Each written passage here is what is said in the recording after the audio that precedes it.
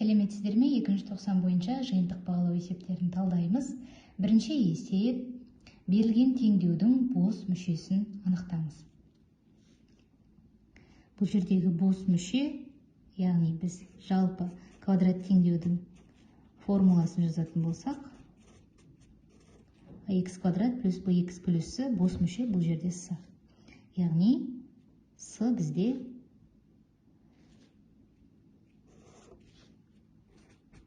а минус 3-ке тең. Коэффициенттері а, б, с болатын квадрат теңдеуді келтірілген квадрат теңдеу түрінде жазыңыз. Тағы да осы квадрат теңдеудің жалпы формуласынан шығарамыз. Минус 3х квадрат қосу 12х қосу 9 тең 0. Келтірілген квадрат теңдеу түрінде жазу үшін мен барлығын минус 3-ке бөліп жіберемін. Х квадрат минус 4х минус 3 тең 0. Ax квадрат минус 2х плюс 1 тең 0 теңдеуі берілген. Мұндағы а кем немесе тең 1 және а 0-ге тең болмау керек. Теңдеудің неше түбірі болатынын анықтаңыз. А дегеніміз 1-ден 1-ге тең немесе 1-ден кіші және а 0-ге тең емес.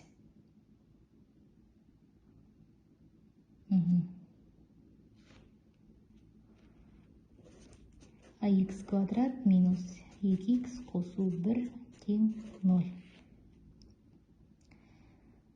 1-ден кіші сан, 0-ден өзге. Егер дискриминант табатын болсам, 4 минус 4 көбейту а. Қараңыздар. А кем немесе тең 1 дейді. Олай болса, мысалы а 1-ге тең болатын болса, дискриминант 0-ге тең болады. Ал 1-ден кіші болатын болса, 1-ден кіші, мысалы 2-ден 1-ді, онда сіздің дискриминантыңыз 2-ге тең болады. Бұл жерде теңдеудің неше түбірі болатынын анықтаңыз. Бұл жерде теңдеудің бір түбірі болуы мүмкін, 2 түбірі болуы мүмкін. Яғни теңдеудің бір түбірі және 2 түбірі бар болуы мүмкін. Егер 1-ге тең болатын болса, теңдеудің бір түбірі болады, ал 1-ден кіші болатын болса, теңдеудің 2 түбірі болады. Төртінші есеп: түбірлерінің қосындысы 3-ке, көбейтіндісі минус 28-ге тең болатын келтірілген квадрат теңдеуді құрастырыңыз. Түбірлерінің қосындысы 3, көбейтіндісі минус 28. Қандай сандарды қосқанда 3, көбейткенде 28 болады? 7 мен 4-ті көбейткенде 28 болады. 7 мен 4. Қосқанда 3 шығу үшін, демек минус 4. Минус 4 пен 7. Квадрат теңдеуді құрастыруымыз керек. Жалпы келтірілген квадрат теңдеу бізде х квадрат плюс px қосу q тең 0. Ал қосқанда 3-ке тең болатын болса, біз бұлай жазамыз. Х квадрат минус, мұнда 3 болса, қарама-қарсы аламыз. 3х минус 28 тең 0. Оны келтірілген квадрат теңдеуді құрастырдық. Енді осы түбірлердің квадратын, квадраттарының қосындысын табуымыз керек. 2 түбірдің қосындысының квадраты. Біз мына жерде 7 мен минус 4 екенін таптық. Сонда 7 минус 4-тің квадраты 3, 3-тің квадраты 9. Әрқайсының квадраттарының қосындысы 49 қосу минус 4-тің квадраты 16. 50, 65. Бесінші есеп: 3х квадрат минус 2х қосу 1 тең 0 3 мүшесінен 2 мүшенің толық квадратын бөліп алыңыз. 3-ті жақтан сыртына шығарып жіберемін.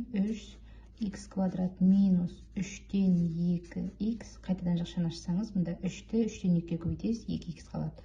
Қосу 3-тен 1 тең болады. 3-ті жазып қоямын. х квадрат минус, мына екеуін бөліп жазайын да, былай етіп. 2 көбейту 3-тен 1 көбейту х қосу а квадрат минус 2ab қосу b квадрат деген формуланы білесіздер ғой, екі өрнектің айырмасының квадраты. Міне соған келтірейін деп жатырмыз. Бұл жердегі екі формуладағы екі x-іміз a-ның орнында болса, онда b 3-тен 1 деген сөз. Сол b-ның квадратын аламыз, яғни 3-тен 1-дің квадраты 9-дан 1. Бұл 9-дан 1-ді біз өзіміз қосып жазғандықтан, бұны азайтып тастауымыз керек. Қайтадан сосын 3-тен 1-ді жазамын. Ол мына 3-тен 1. Ары қарай тең болады. 3-ті жазып қоямын. X квадрат.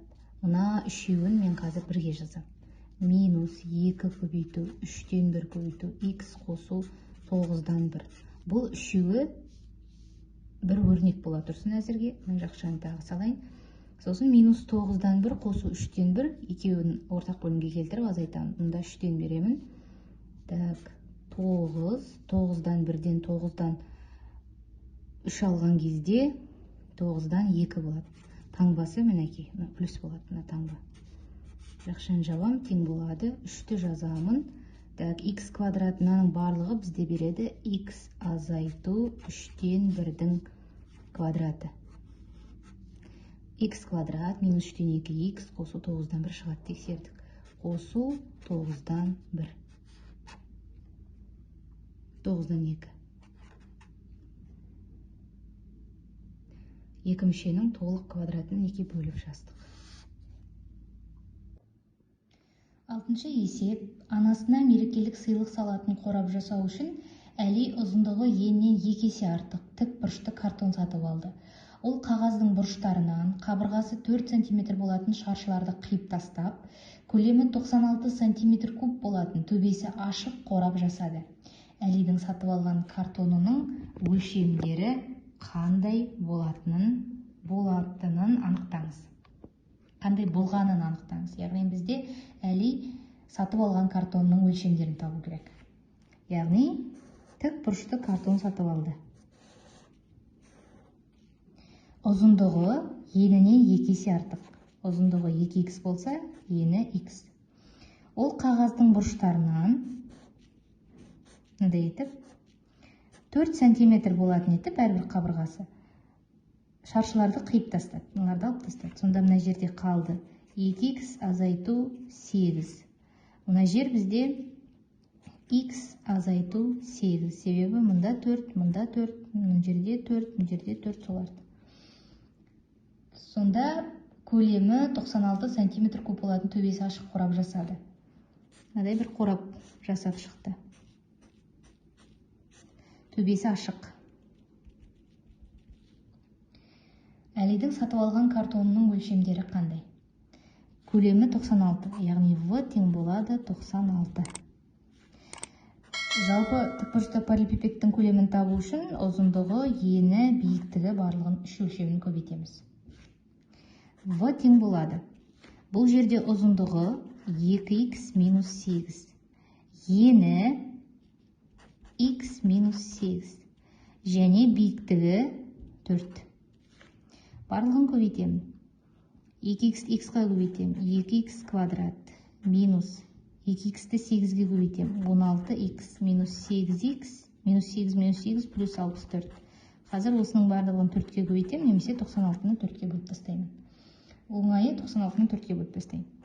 2x квадрат минус 24x қосу 64 тең болады 24. Келесі барлығын бір жаққа топтаймын. 2x квадрат минус 24x плюс 40 тең 0. Яғни 24-ті мына жаққа шығарған кезде 64-тен 24 алып тастаймыз. Енді 2-ге бөліп тастаймын. X квадрат минус 12x плюс 20 тең 0.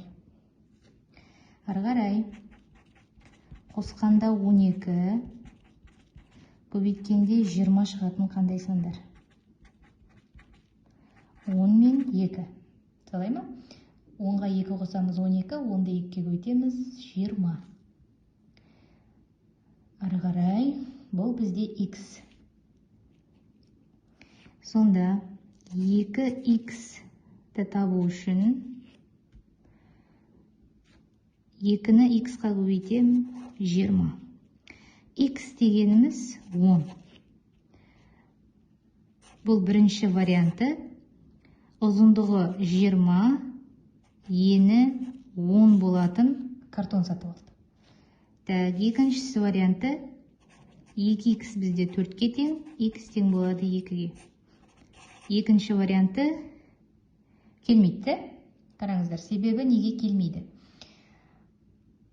Жалпы картонның өзінен қабырғасы 4 см болатын шаршыларды қиып алған.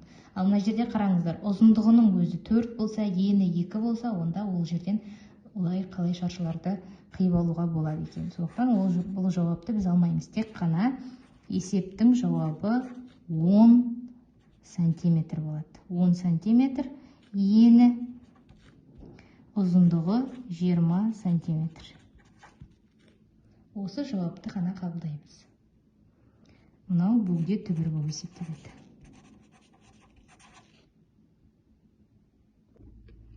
Жетінші есеп x квадрат қосу 2x минус 5 тең минус 2x теңдеуінің түбірлерін табыңыз. Бұл айнымалысы модуль таңбасының ішінде берілген теңдеу. Екі жағдаймен шығарамыз. Біріншісі x квадрат плюс 2x минус 5 артық немесе тең 0. X квадрат плюс 2x минус 5 тең минус 2x, яғни теңдеу қалай берілді, дәл солай аламыз. X квадрат плюс 4x минус 5 тең 0. Әрі x1 тең болады, x2 тең болады. Қосқанда минус 4, көбейткенде минус 5 шығады. Минус 5 және 1. Енді мына теңсіздікті шешейік. X квадрат плюс 2x минус 5. X квадрат плюс 2x минус 5 артық немесе тең 0. Дискриминант 4 минус 5 көбейту 4 теріс сан, яғни кез келген санды қабылдайды. Олай болса, бұл жердегі шешімі минус 5 пен 1 болады. Екінші жағдай x квадрат плюс 2x минус 5 кем 0-ден және x квадрат плюс 2x минус 5 тең болады. Мұнда таңбасын ауыстырамыз. Немесе мынаның алдына жақша қойып салуға болады. 2x. x квадрат минус 5 тең 0. x тең болады. Плюс минус түбірасты 5. Мына жерде тексереміз. Бұнда да солды. Дискриминант теріс сан шығады және 0-ден кіші. Бұл жерде де кез келген санды қабылдайды.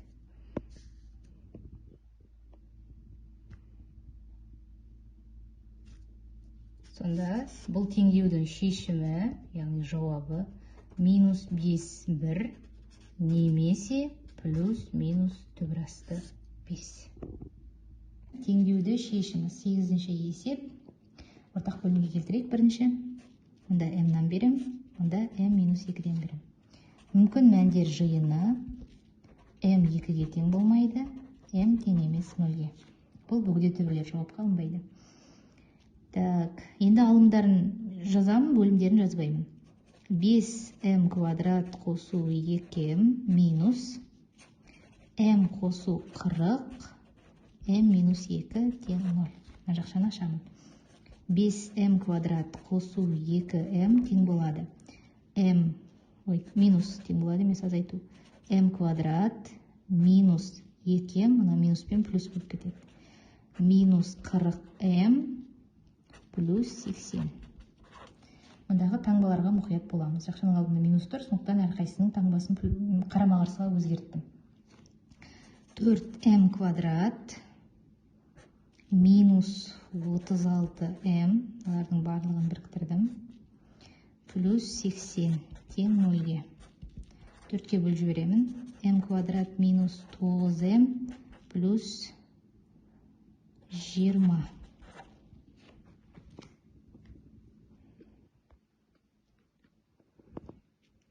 m1 мен m2-нің қосындысы 9, m1 мен m2-нің көбейтіндісі 20. Қандай сандарды көбейткенде 20 шығады? 4 пен 5 қосқанда 9 шығады. Мүмкін мәндер жиынына бұл қатысты емес, демек екі жауапты теңдеудің шешімі болады. 4 және 5.